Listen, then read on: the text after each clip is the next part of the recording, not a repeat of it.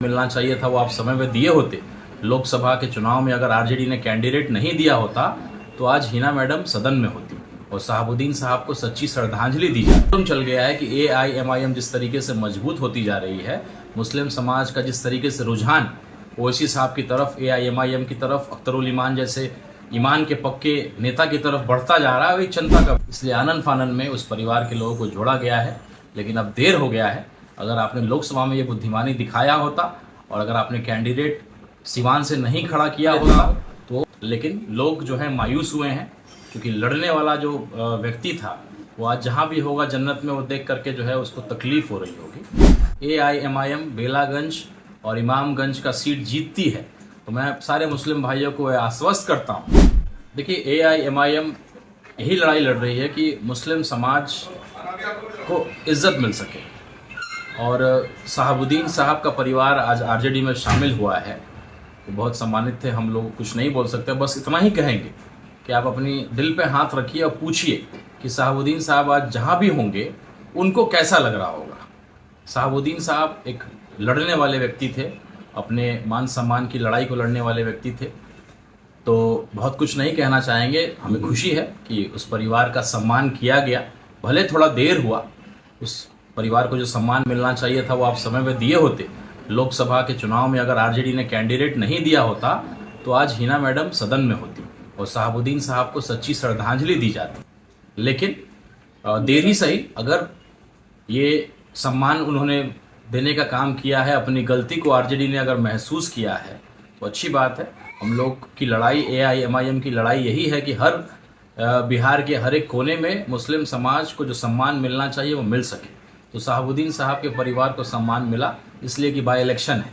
उनको मालूम चल गया है कि एआईएमआईएम जिस तरीके से मजबूत होती जा रही है, मुस्लिम समाज का जिस तरीके से रुझान ओवैसी साहब की तरफ, एआईएमआईएम की तरफ, अख्तरुल ईमान जैसे ईमान के पक्के नेता की तरफ बढ़ता जा रहा है, वही चिंता का विषय बन गया है। इसलिए आनन फानन में उपचुनाव से पहले उस परिवार को आरजेडी में शामिल किया गया है। तो ऐसा, लेकिन हमारी लड़ाई एक परिवार को सम्मान मिलने से ख़त्म नहीं होती। हम चाहते हैं कि पूरे आवाम को, बेलागंज से लेकर के इमामगंज से लेकर के हर मुस्लिम समाज को, मुस्लिम के वोटर्स को उनका सम्मान मिलना चाहिए। वो दरी बिछाने वाले लोग नहीं हैं।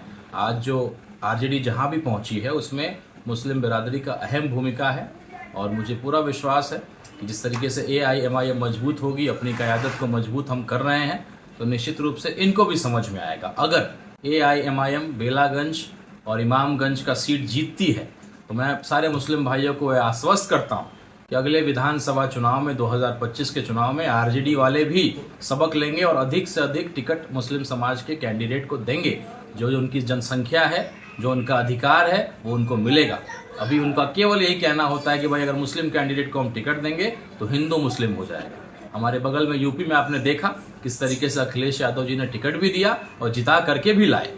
तो ये सम्मान की लड़ाई है। बेलागंज, इमामगंज, मैं अपने सभी भीम से लेकर के मीम के जितने मेरे भाई हैं वो सब लोग, ये चुनाव किसी सरकार को बनाने और बिगाड़ने का नहीं है। ये अपनी क़यादत को मजबूत करने की लड़ाई है, अपनी गिनती को गिराने की लड़ाई है, अपने सम्मान को पाने की लड़ाई है। तो मैं उनको शुभकामना देता हूँ। लेकिन लोग जो है मायूस हुए हैं, क्योंकि लड़ने वाला जो व्यक्ति था वो आज जहाँ भी होगा जन्नत में, वो देख करके जो है उसको तकलीफ हो रही होगी। जैसा सब लोगों ने सोशल मीडिया में आपने रिएक्शंस को देखा होगा। तो मेरी शुभकामना है कि एक नए सफ़र में उनको जो है अच्छा मुकाम मिले, और मुस्लिम बिरादरी के खास करके लोगों को, एमआईएम जो हम लोग मजबूत होंगे तो आपको सम्मान हर जगह, जहाँ एमआईएम लड़ती है वहाँ के वोटर के पास, मुस्लिम वोटर के पास आरजेडी का उम्मीदवार जाता है। जहाँ एमआईएम नहीं लड़ती है वहाँ वोटर्स के पास कोई जाना भी पसंद नहीं करता, क्योंकि उनको मालूम है कि ये कौम बंधुआ मजदूर है और ये आरजेडी को ही वोट देगी। डिपेंडेंट है अपना डिसीजन लेने के लिए, लेकिन निश्चित रूप से शहाबुद्दीन साहब से बहुत लगाव था और रहेगा। हम लोग उनको जो है एक सच्चे और नेता के रूप में हम लोग जानते हैं, पहचानते हैं, एक लड़ाकू नेता के रूप में जानते हैं। इससे तकलीफ हम लोग को हुई है कि जब सम्मान मिलना चाहिए था तो नहीं मिला, लेकिन आज चूंकि चुनाव का समय है इसलिए आनन फानन में उनको ज्वाइनिंग कराया गया है।